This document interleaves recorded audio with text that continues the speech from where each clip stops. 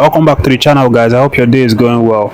So we obviously expected NFF to announce officially today the head coach of the Nigerian Super Eagles after they came up with a final five coach list. Where we have the likes of Amunike as the only Nigerian or the only home base coach for that one. And then the remaining four of them, Daniel Bridges is a Dutchman, Mike Insiang is a Nigerian American coach, Antonio Consancao is a French Cameroon, and then Domen Torrens is a Spanish man.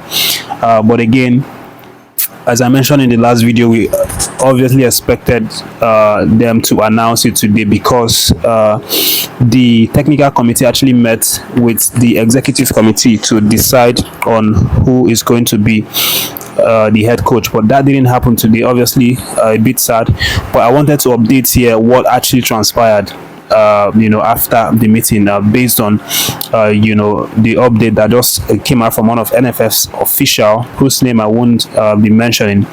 Of course, after the meeting, this NFF official obviously said that the NFF were unable to reach an agreement or decide who should be the coach. So what this means is that we are going to have to wait until maybe tomorrow or next for them to announce it, but today will most definitely pass without us getting the announcement. And he's also saying that that he won't say that the NFF is divided over the next Super Eagles head coach, but what he can assure us is the fact that the committee, obviously I'm going to be giving you guys the names of the 8-men NFF committee who are in charge of electing or appointing the next Nigerian Super Eagles head coach.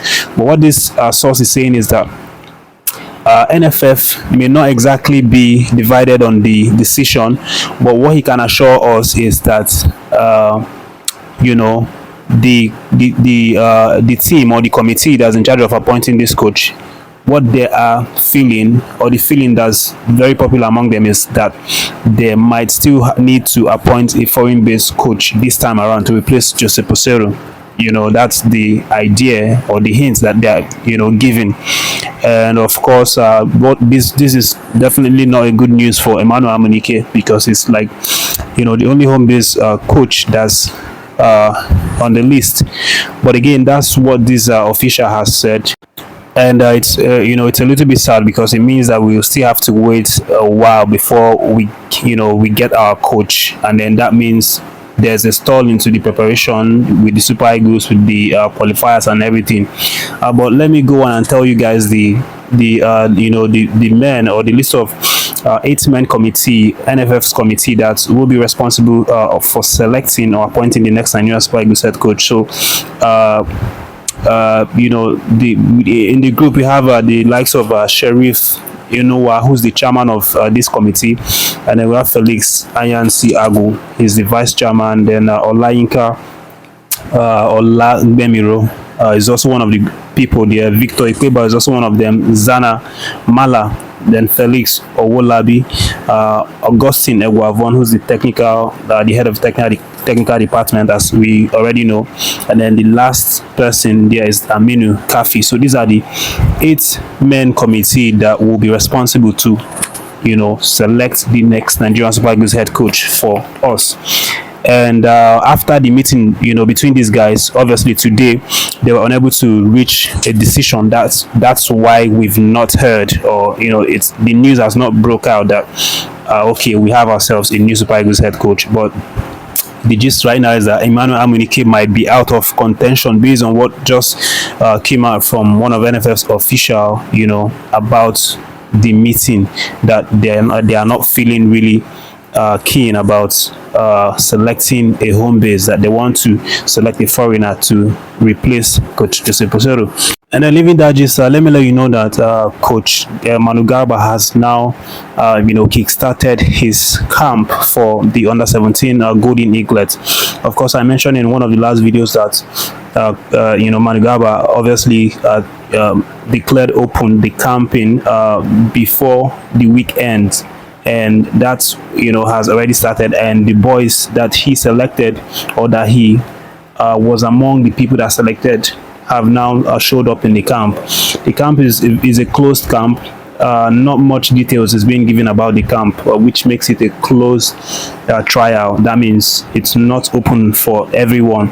And what's going to happen right now is that Coach Manugaba, obviously said that he was the person that personally scouted most of these players, so he knows them, from his different scouting activities. That was how he was able to get these players. And he also said that some of the players were also referred to him by some experts, some football administrators, and that's how he came up about these 51 players. There are 51 in total, and most of them have showed up in camp, and they've now started preparing, training for for the WAFU competition that's going to be played in Ghana next month.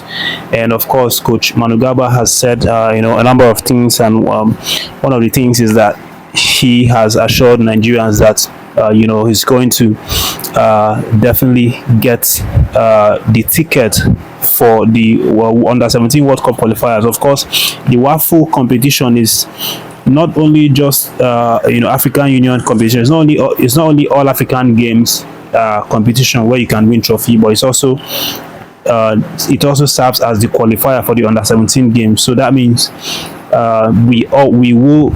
we need to perform very well, and possibly lift the trophy, because that's how we get to qualify for the under-17. But more update on that one. Manugaba also made it clear that these players that he selected, they are not conclusive, or they are not a definitive selection, that he still might need to make some changes, before the World Cup, for the under-17 World Cup. What he's saying is that he would still maybe need to do some open camp for people to come in and do trials, open free trials. So that's what's happening right now with the under-17. Make sure you subscribe to the channel, guys, so that you don't miss anything from the updates. Moving on, guys, let me let you know that Moses Simon has showed his face, or showed himself, for the first time since he had that very, very crushing injury. So Moses Simon apparently went on vacation with his dad and mom in Paris. Obviously took pictures with his parents for that one, and this is the first time that we are seeing him after he had that really nasty injury.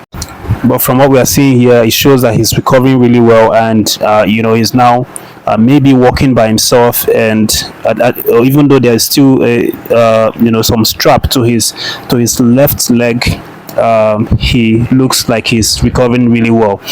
And of course, he took this trip to spend some time with his family. He actually brought them over to Paris, and based on the story, it has always been his dad's long time or lifelong dream to travel to Paris someday and visit the Eiffel Tower. And Moses Simon has now made that dream of his dad to become a reality. Of course, this is what we love to see. Obviously, our parents, obviously reaping the benefits of their labor. That's the update, guys. Thank you for watching. Make sure you like and share the video. If you're not subscribed, please do so. Take care of yourselves till I catch you in my next video.